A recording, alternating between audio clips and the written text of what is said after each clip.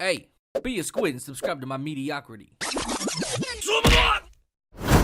How's it going, my squids? Today we're going to be talking about Rising Storm 2, tips for solo players and beginners. I know, not a very popular game, nobody cares, blah, blah, blah, blah, blah, but this is for me, alright? This is for me. I need to make this guide and help people out, because if I help even just one person that takes what I say seriously and applies it to their gameplay, I will be happy, because I'm so tired of seeing a lot of players just completely relate this to Battlefield, and they just get a harsh awakening, and they're just like, I don't know what to do, I don't know how to do this, I don't know how to. I'm here to help, okay? Alright, I'm here to help. So let's just go ahead and get into it. First tip I have for you is use your smoke grenades. This is more applied to newer players than solo players, but solo players should definitely be utilizing this for sure, because this is the only way they can effectively move around the map by themselves realistically. But when it comes to new players, this is a lesson you're gonna have to learn the hard way, probably, because you're gonna hear this and think, ah, bullshit. But here's the problem with not using smoke grenades, alright?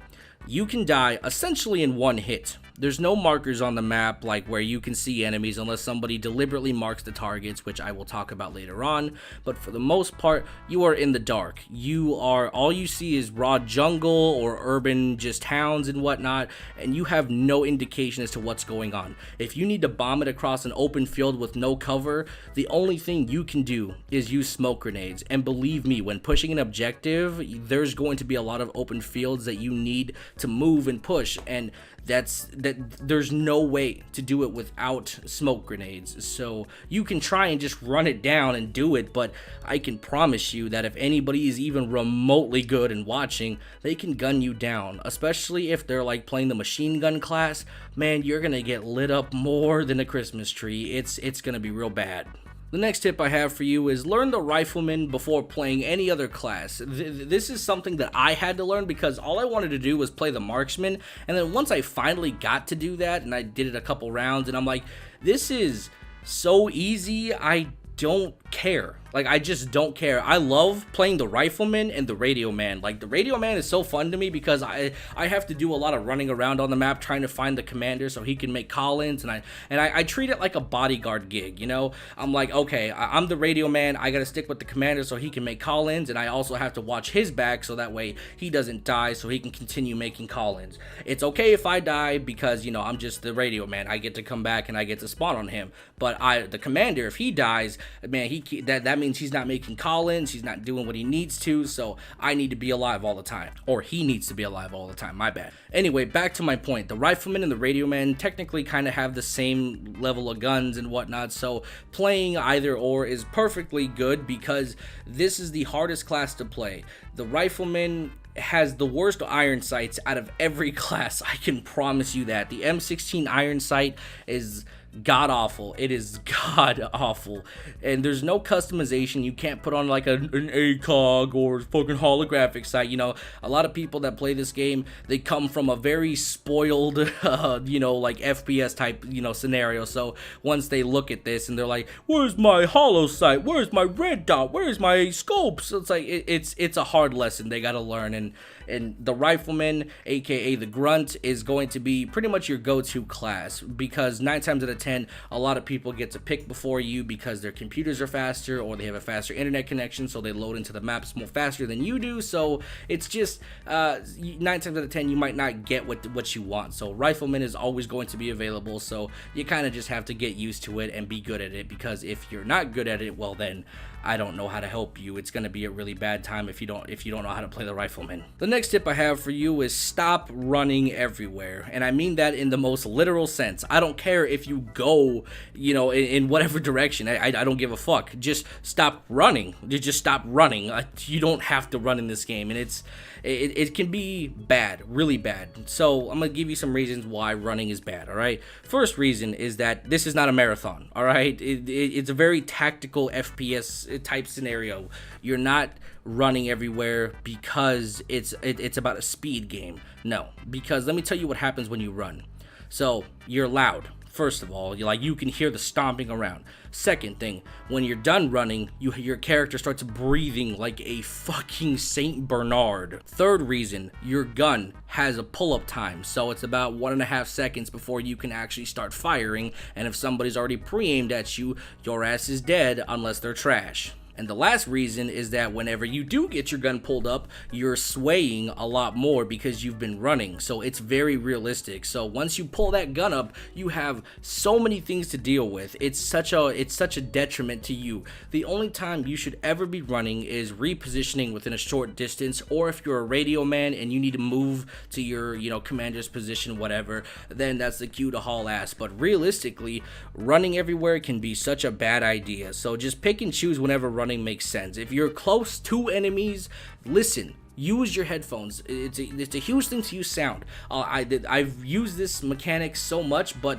sometimes the enemies, they use local chat, and when you use local chat, you can also hear them even if they're enemies. So whenever I hear them, talking to their team or whatever, whether they're making jokes or whether they're trying to be tactical, if they talk in the local chat channel, then I can hear that shit, and if I'm running everywhere, then they're gonna get, like, what the fuck, where is he? So just use that as an example. If you hear something and you're running everywhere, that means they can hear you as well. So crouch down, take it slow. You hear enemies talking, all right, now you need to go find those enemies and take them out. It's a very useful thing. Just don't run everywhere. It's bad. Next tip I have for you is mark the targets. This one probably annoys me the most, not for new players, but because nobody does this, and I mean nobody.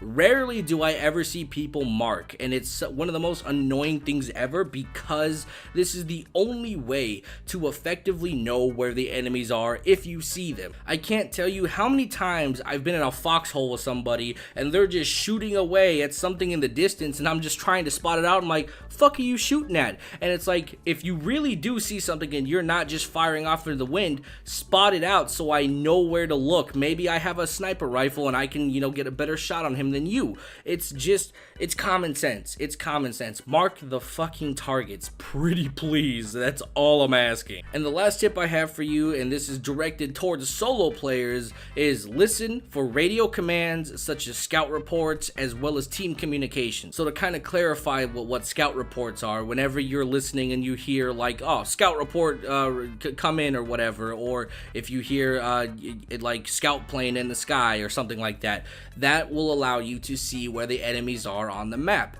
And if you're playing as a solo player, you are essentially Rambo. Like, that's what you have to be. You have to be that good. You have to be able to wipe out enemy after enemy after enemy and be able to do that effectively. And whenever you hear those scout reports come in, that's your job. That's your cue. If you're not doing anything else, you're not helping your team push objectives, you're not doing anything else, you're not defending, you're not doing anything, then you need to be removing boots off the ground, and that's your cue. Scout report comes in, you see enemies over at C and they're pushing in, all right, that's you. Get in there, clear it out, and move on. And when it comes to team communications, this one I kind of have to paint a scenario. So check this out, all right? I'm a squad leader, all right? And I'm like, hey, I just had half my squad wiped out over at C. I need backup. Can you send somebody? And then you hear that, you don't have to reply to me, you don't have to type in the chat, just do it. Send over yourself, and then just, reinforce the position for a time period, make sure that all the enemies are dead, and then once that's done, you can move on about your day.